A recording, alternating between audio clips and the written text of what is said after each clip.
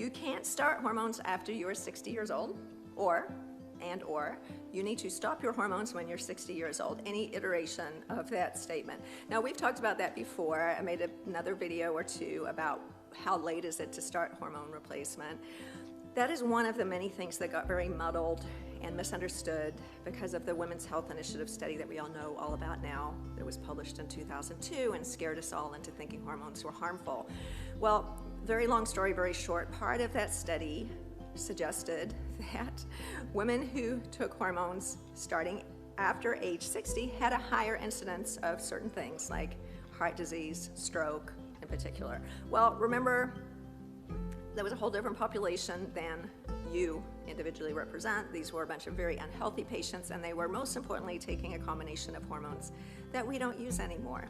So since then, there have been other studies, including one that's really important to understand called the Early versus Late Intervention with Estrogen Trial, ELITE trial, looking at women taking estradiol, not the horse urine that they took in that Women's Health Initiative, but body identical estradiol, women taking it in the first 6 years of menopause, and then women taking it later than 10 years into menopause. In other words, starting it when you're, say, 50 to 55, or a different group starting it, say, over 60.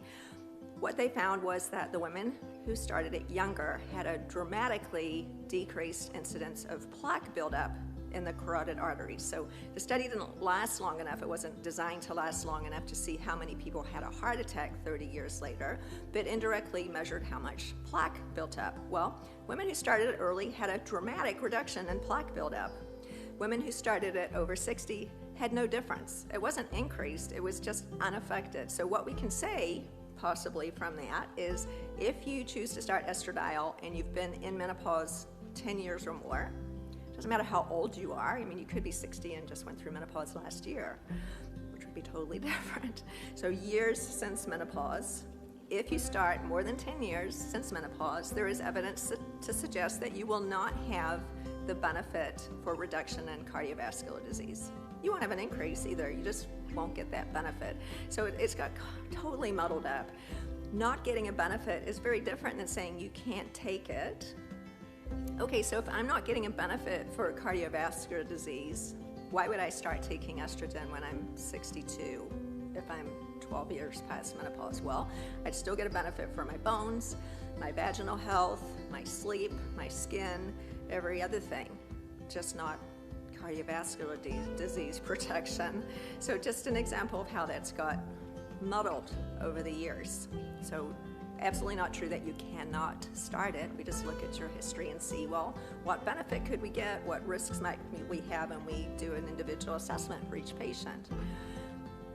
The other flip side of that wonky statement that we hear is you have to stop your hormones at a certain time, maybe 60, 65, you name it. Well, you don't. The benefit of taking menopausal hormone therapy is lifelong, so we would not want to stop it right when our risk of diseases like osteoporosis, colon cancer, Alzheimer's, heart disease are going up. So the current suggestion is we start on it early if possible, and we take it forever. And if anything changes, we'll let you know, but that's what science supports at the moment.